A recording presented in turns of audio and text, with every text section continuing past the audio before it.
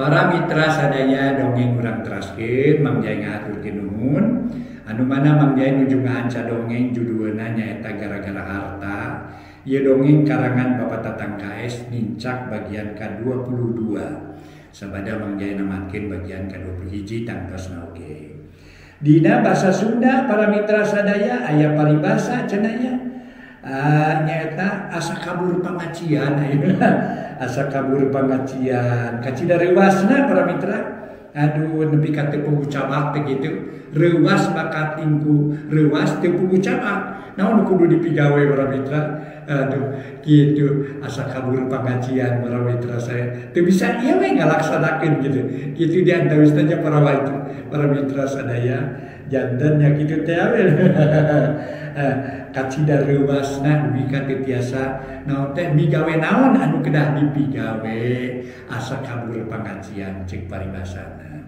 Itunya para wargi mangga dongeng urang teraskeun Gara-gara Harta karangan Bapak Tatang KS dina bagian ke-22 wilujeng ngadangukeun.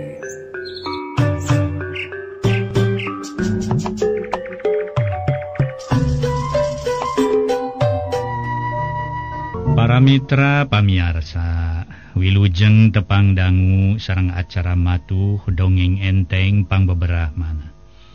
Mang Jaya sapara kanca bade neraskeun hanca dongeng nu katunda carios nyambung judulna nyaeta Gara-gara Harta.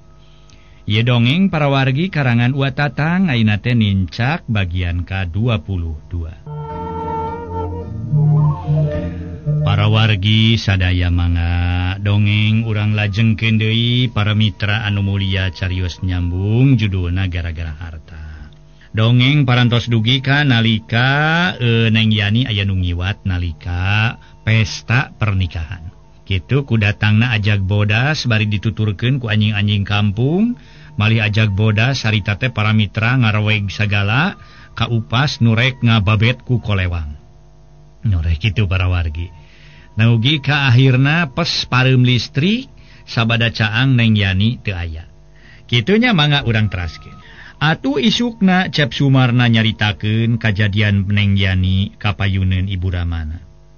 Samalah Mang Odoy ge bade gana nyaksian kana caritaan Cep Sumarna. Teu matak aneh upami Ibu Hajah Ningsih reuasna teh. Nampi wartos ti ingkang putra ya Neng Yani aya nu ngiwat. Sajabina ti kitu Ibu Ramana Cep Sumarna ngaraos kaget make aya ajag bodas sagala rupa. Moal aya ajag kajadian mah kitu mama, ceuk Mang Odoy bari ngareret. Kakersana mama ajengan dahlan. Nyaduka teuing ajag kajadian ajag biasa. Da biasana mah iraha ama geus ningali ajag ari lain ningali anjing kampung mah. Anjing biasa di pakampungan pan ajag mah aya ge di leuweung. Waler kersana ajengan dahlan. Sanesku kitu abdi maras kasih Asep we jadi naha lamun si Asep henteu ka ditu. Heug aya kajadian kitu Neng Yani aya nu ngiwat. Geus moal henteu si Asep meureun katudingan ku Den Joni. Aya paribasa pur kuntul karitunggul largaga karitunggak. Moal neangan juri teu kadeuleu. Wuri-wuri si Asep teu ka ditu Neng Yani aya nu ngiwat. Jeung deui aya pasa ti tadina meureun si Asep teh katempuhan buntut maung. Saur Ibu Hajah Ningsih. Geus kitu we si Asep kudu salamet. Nu mata kamari ku ama dititah datang ge. Pan ari si Asep ka ditu mah bari Neng Yani diiwat ku batur si Asep aya keneh di ditu. Lamun si Asep teu ka ditu atawa samemeh aya kajadian heug si Asep geus balik. Pasti si Asep dicuriga. Waler kersana ajengan dahlan. Heuleut sawatara jongjongan torojo Den Joni jeung si Nyo Fedrik daratang. Puguh we sakedapan Ibu Hajah Ningsih reuas. Kasumpingan ku Den Joni sareng si Nyo Fedrik teh. Ceuk emutan anjeunna palang siang Cep Sumarna bade dicanak ku Den Joni. Punten. Harita Den Joni nyebutkeun punten atuh kersa ajengan dahlan jeung Ibu Ningsih ngawaler. Mangga lalinggih Aden. Saur ajenganna dahlan. Daramang sadena Mang ajengan, ceuk Den Joni tetep kakersana ajengan dahlan teh. Nyebut namang ajengan bari solo-solongkrong Den Joni sasalaman. Ka ajengan dahlan sareng ka Ibu Ningsih. Ari Mang Odoy gancang ka jero siga nu embung nying hareupan. Pangestu Aden. Samulina kumaha tuang garwa damang? Pangestu mangajengan. Kunaon mangajengan teu angkat ka ditu? Kamari mung Sumarna nyalira. Aduh nu maawi kamari teh. Waktosna pangaosan rutin Aden di masjid. Ari bade kanon teh dikantunkeun hawatos kanu bade ngararaos. Mung ngajurungkeun ieu we pun anak. Mung nyakitu mama sareng ieu ibuna ngaraos reuwas wireh kawartosan ku pun anak. Saurna Neng Yani wengi teh teu aya. Saur kersa ajengan dahlan. Nunjuk kacep Sumarna aku menuju tungkul. Leres mang ajengan, simkuring etos manakarewas ku perkawis pun adi aya nu ngiwat. Karesan harita make aya ajag jeung anjing kampung, ngadon ngaganggu ka para tamu katama-tama listrik pareum. Na ari tos caang pun adi teu aya. Atuh kantenan we saja bati reuwas teh. Ngaros nafsu we nyaan. Abdi mah nafsuna teh kanu ngiwat pun adi. Meni asa cucu ngacampelakna keur manusia teh. Da bumi harita listrik henteu pareum kana pasti beunang manusana. Ulah-ulah harita keneh ge dibedil ku Ramana Pedri. Dupi ayeuna kumaha Aden tos aya gambaran atanapi kumaha Neng Yani teh tos kacanak deui ku ka bumi. Taros ajengan dahlan bari neuteup. Lah, bujeng-bujeng aya mulih di asrak ge ka tujuh urang upas ka unggal pilemuran teu aya laratanana pisan. Duwi ka dinten ieu teh manawi abdi sareng ieu Fedri kadieu teh bade nambut Sumarna mama ajengan. Tema Den Joni anu satuluina nyebutkeun rek nginjem cep Sumarna. Atuh Ibu Hajah Ningsih reuwas kalayan enggal naros bari neuteup ka Den Joni. Kumaha Aden ku kupingan teh pun anak bade ditambut. Dupi kitu bade dicana ka mana Aden? Mohon ieu mah abdi mah sareng Fedrik nyuhunkeun direncangan ku Sumarna we. Bade maluruh pun adi malih bade dipaluruh ka lemurna Mang Jasik. Manawi pun adi aya nu nyana kalayan dititipkeun di Mang Jasik. Tema Den Joni. Taksiran boga timuru perkara Neng Yani aya nu mawa kasarakanana Mang Jasik. Memang Mang Jasik geus maot sakumaha katerangan ti si Cipeu, tur Mang Jasik maot nate alatan tas disiksa ku Den Joni sapara kancana. Aden sanes ibu ngahalangan atanapi teu kenging maluruh tuang rayi kasarakan Mang Jasik. Sanaos Aden sumping ka ditu ge moal aya jalaran Mang Jasik teh parantos ngantunkeun Aden. Saur Ibu Ningsih. Ah, Bu Haji mah saur saha Mang Jasik maot? Kapan abdi ge? Acana lami tos di Mang Jasik waktu sebade ngabantun pun adi. Nya ka ieu naon teh? Ka bantuna mah pun adi tadi dieu. Ceuk Den Joni henteu percayaeun di bejaan Mang Jasik geus maot. Ku dasar kitu Ibu Ningsih nyauran si Cipeu keur ngobrol jeung Mang Odoy di tukang. Teu lila si Cipeu nyampeurkeun. Ret ka si Cipeu ngareret ka dua urang jelema nyata ka Den Joni jeung si Nyoh Pedri. Pada pikir naon Ibu? Tanya si Cipeu gek diuk gigireun cep Sumarna. Ieu Aden saurna bade nyanak si Asep ka lemurna Mang Jasik. Nya maksudna Aden mah bade milari Neng Yani ngan ku Ibu dicaritakeun Mang Jasik mah geus maot. Mun tos ngantunkeun upi kitu. Cek si Cipeu ngareret ka nu duaan nyata ka Den Joni. Jeung si Pedrik atuh Den Joni pokna. Nya kuring rek neang ieu anu jadi adi bising aya nu nitipkeun di Mang Jasik. Sabab peuting tadi adi kuring aya nu ngiwat. Eta ceuk saha anjeun make nyaritakeun Mang Jasik geus maot. Kapan kuring teh can lila tas ti ditu? Tema Den Joni tuluy silih pencerong jeung si Cipeu. Sanggem sasaha nanging teu sanggem sasaha nanging sanggem kuring teh manaha? Eta anjeun iraha tas ti ditu. Den Joni teu leupas paneuteupna. Kitu deui si Cipeu siga nu eueuh kaserab ningali sorot panon Den Joni. Satos salira ti ditu we kalayan harita salira nyana karencang duaan. Nyauleut saminggu sim kuring ka ditu dipiwarang ku mama ngawartoskeun perkawis Neng Yani tos dicana ku salira ti dieu. Maksudna bade diwartoskeun teh bilih Mang Jasik sareng istrina arep-arepeun. Tanu bilih ngaraos hariwang maklum. Kasebat jalmi mah teu istri teu pameget aya paripaos. Leutik ringkang gede bugang. Tah kitu moy oge nanging barang sim kuring dongkap ka ditu. Sakedapan mah sim kuring teh ngajenghak. Malih teu engal-engal ka bumi jalaran ningal diburuan oge. Bumi Mang Jasik seueur jalmi. Kalaresan aya saurang-urang kali pameget. Ngalangkung lajeng sim kuring naroskeun ka eta murang kali pameget. Ari saur eta murang kali pameget teh kapan Mang Jasik teh maot tadi enjing-enjing. Tabu genep atuh sim kuring teh ngaranyug. Harita teh kawartosan Mang Jasik ngantunkeun beres teu terang teu damangna. Tos kitu mah sim kuring kabumina kasampak BME nuju nginghak nangis. Bari mayunan layon nu tos dibungkus kalayan dirurub ku samping kebat. Harita keneh layon teras dikubur di hiji makam. Mali sim kuring ngiring jajab ka makam teh. Wangsul ti makam sidang deui ka bumi BME naroskeun panyawatna nu tumiba ka Mang Jasik. Ari saur BME teh henteu udur teu naon. Mung alatan mah tos aya nu nyiksa, nya ti harita Mang Jasik teu lungsur terus ngantunkeun. Teu lungsur terus ngantunkeun. Nah henteu peryogi ku sim kuring dijelaskeun sahasana nu midamel katelenggesan mah. Ka almarhum dang kege moal burung kauninga, moal burung katampi wawalesna atuh. Jalaran Gusti Allah mah maha uninga.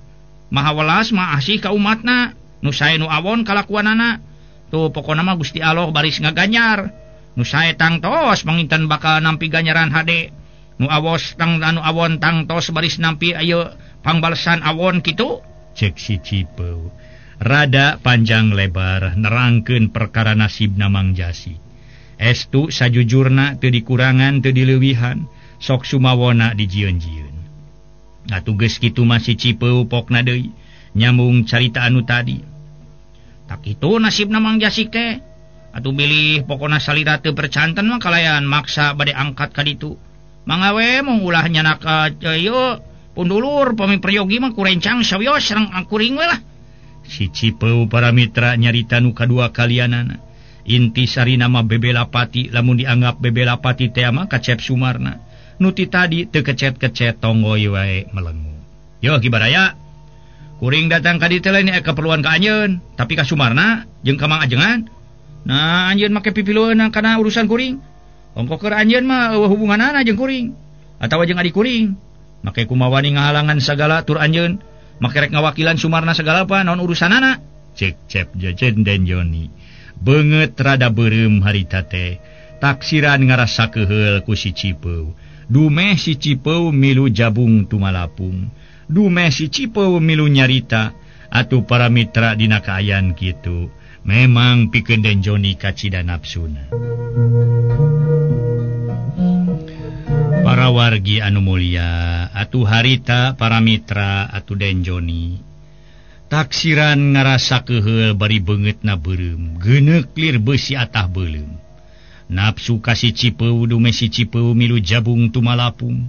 Dume si Cipeu milu nyarita. Si Cipeu nemal deui make seuri sagala sija anu nganggap lucu kana caritaan den Joni. Memang bener keur diri kuing mah hubungan jeung anjeun, kitu deui jeung Neng Yani adi anjeun. Bedana diri kuring jeung Kang Asep hubunganana jeung anjeun kitu deui jeung Neng Yani. Baraya lain dulur lain. Malah teu kapi-kapi acan. Lamun kitu Kang Asep baraya atawa dulur anjeun kakara milu neangan. Ieu mah teu hireut teu walahir, ngadoan men tadi barengan neangan ku anjeun. Teu sirikna anjeun minta tanggung jawab ka Kang Asep. Cing kuring rek nanya ka anjeun, anu kudu tanggung jawab teh Kang Asep atawa anjeun jeung salakina Neng Yani. Si Cipeu ngareret ka si Nyo Fedri. Gawena palahak polohok taksiran teu ngarti kana basa Sunda. Atawa kana caritaan si Cipeu. Nya nu boga tanggung jawabna salakina, tema den Joni. Nya tuh. Lamun anu tanggung jawab salakina mah sina teangan iku salakina, teu kudu ngajak-ngajak ka batur. Keur naon Neng Yani boga salaki, ari salakina mung neangan mah. Sarua jeung bohong, sarua jeung teu tanggung jawab saeutik gedena. Nu kudu milu tanggung jawab teh pan anjeun kasebut lanceukna. Lanceuk nu sainung sabapa?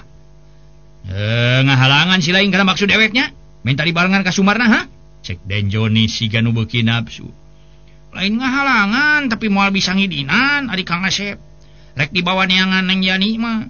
Sabab tadi ge Kang Asep eueuh hubungan nya naon-naon jeung Neng Yani. Lamun anjeun perlu ku batur nama jeung kuring. Asal puguh we perhitunganana. Nu hartina kuring kudu dijamin sagarupa pangabutuhna. Hitung-hitunganna ge per jam uing mah dihitungna teh. Sedang neangan jelema teh komo bari canyaho ka mana cigna. Datang tu aprak-aprakan ka ditu ka dieu. Ulah-ulah turun gunung ungah gunung mipir pasir nyorang jungkrang. Nete akar ngemin jangkar cek paribasana. Nah, ngaja daog sialah mah tong pipilun ngomong bari ge. Den Joni beuki nafsu. Tong pipilun cek saha cek anjeun. Keur kuring mah pasti we pipilun sabab nyangkut kana urusan dulur kuring. Sabalikna keur anjeun. Ulah rek maksa, kapan tadi ge geus dicaritakeun lur. Tong boroning diri kuring eueuh hubungan jeung adi anjeun. Dalah Kang Asep ge naon hubunganana jeung adi anjeun. Baraya lain, dulur lain, kabogoh lain. Nu matak mah bisa milu tanggung jawab. Nu kudu tanggung jawab mah pokok kahijina mah salakina kitu. Ge. Rek ngajagos ya, hayang disiksa ku aing ha. Unyang teh sia. Den Joni meuni teu sirikna ti popolotot. Atuh puguh we Ibu Ningsih reuwas. Sareng harita teh hariwang inggis Den Joni jeung si Cipeu aya riributan. Tapi keur si Cipeu katingalina bangun tenang kalah kaseuri. Hehe. Tong make ngabarubahkeun lur, make nanya hayang disiksa segala. Ye keungaran si Ipeu. Ye sanajan henteu ditanya heula oge. Nu hartina ujug-ujug disiksa we ku anjeun moal ngejat moal muringis. Sabab keur si Cipeu mah eueuh kamelang eueuh kabeuberat. Sakadar ukur sakujur ye. Sakadar awak sakujur. Teu sanak teu kadang teu indung teu apa. Pomo make boga kamelang ku harta kakayaan mah. Teu boga kamelang ku urusan harta kakayaan uing mah. Manasinakeun keur diri anjeun pantes rek loba kabeuberat oge. Loba kamelang loba kalebar oge da sidi. Loba harta loba boga keluarga. Tapi keur diri kuring boga naon. Nu matak mah pokona mah moal ringrang uing mah naan. Tema si Cipeu bener-bener teuneng ludeung. Para mitra sadayat teuneng ludeung tayaka keung. Para mitra sadayat tandang kaya karingrang leungit tina karisi. Akhirna mah Den Joni jeung si Nyo Fedrik medal sila. Samalah teu pamitan-pamitan acan ka pribumi. Sakitu terting jaran tua teh tuluy ngabeng beos bari jamotrot. Sanggeus Den Joni jeung si Nyo Fedrik eueuh. Ibu Hajah Ningsih nemesa sauran deui bari ngaroroncot. Nah, ari maneh Cipeu sok disiar wae picilakaeun teh. Ngadonder parere omong jeung Den Joni kumaha lamun seuga si Nyo Fedrik. Bawa baturna atawa bawa upas seug maneh diringkus ku upas. Sedeng bangsa manehna teh boga ieu, boga kakawasaan, boga wewenang deuleu. Ti tadi kami masa teu buku pipikiran sok sieun terus riributan. Saur Ibu Hajah Ningsih. Menipias tina bakating ku hariwang. Sabios ibu lah ulah diangge sieun-sieun abdi mah. Nyangem kitu soten ngabelaan Kang Asep. Sanu ningal pemi Kang Asep dicanak ku Joni. Sareng ku si bule. Lajeng di setengahing jalan disariksa abotna di kaniaya. Sareng deui naon hubungan anak Kang Asep pada dicanak milarian Neng Yani. Pemi kitu Neng Yani kasebat tunangan Kang Asep. Namanya Kang Asep ngiring milarian. Kapan ieu mah tos kauninga ku sadayana ge Neng Yani ditika ku si bule. Bari anu ngiwatna Neng Yani nu sanes mangga we galih ku ibu. Nah ibu bade raos satuang putra ditikahkeun ka nu sanes. Bari ayeuna bade dicanak milarian. Nya tuang putra hartos nama kabogohna tuang putra ditikahkeun. Ayeuna leungit terus tuang putra dibenta bantuanana. Pami kitu mah Neng Yani teu acan ditikah bari kasebut tunangan kene Kang Asep. Me abdi ngajurungkeun milarian Neng Yani. Malah abdi ge ngilu ngabantuan meureun. Tadi mah abdi nyebutkeun sok jeung abdi teh ngan saukur eta mah tambah bau sungut wungkul. Cek si Cipeu memang bener caritaan si Cipeu kitu teh. Yen Cep Sumarna eueuh hubungan naon-naon jeung Neng Yani. Sajabati kitu keur si Cipeu boga rasa curiga ka Den Joni. Atuh Mang Odoy nu kakarajol teh mairan kana caritaan si Cipeu. Atawa beunang disebutkeun nguatan. Para mitra anu mulia, anu sami-sami ngabandungan ieu dongeng.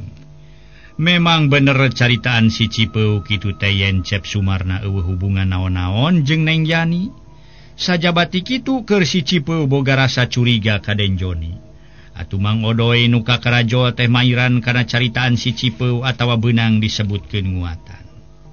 Salaresna Bu Haji, pemi diemut ka dinya mah cariusan. Ieu teh si Cipeu teh taya lepatna sun. Cep Sumarna mah teh hubungan naon-naon sun. Nah, Den Joni ngabade nyanak Asep milarian Neng Yani. Bade milarian mah anyeuna we sareng si Nyo Fedrik nu tos janten carugena. Pami tanggal waler teh mah kena tanggal waler atuh. Duy ka mana ge anjeunna mah kena banting tulang milarian istrina. ulah ngemutkeun kana kacape atanapi karipu. Kasabat bela teh ulah bela ieu nya, ulah bela teh kudu nante ulah bela kana dagingna wungkul, kana tulangna ge kudu atuh. Ulah ieu mah palai amisna wae barina oge. Kitu caritaan Mang Odoy. Atuh kersa ajengan dahlah nembe sasauran. Memang mama ge ari dina batin mah ngarasa kaget ku Den Joni teh. Nah, akaleungitan nu jadi adi tur geus dikawinkeun ka si Nyoh Pedri, make ngajakan si Asep nepungan Neng Yani. Muhu nanging abdi mah tetep we hariwang sok ingis Den Joni teh boga hate ngunak-ngunak ka si Asep. Heug manehna nyieun kadoliman, nyieun katelengesan. Saur Ibu Hajah Ningsih, Kang abdi ge moal bade cicing bae pamitea mah.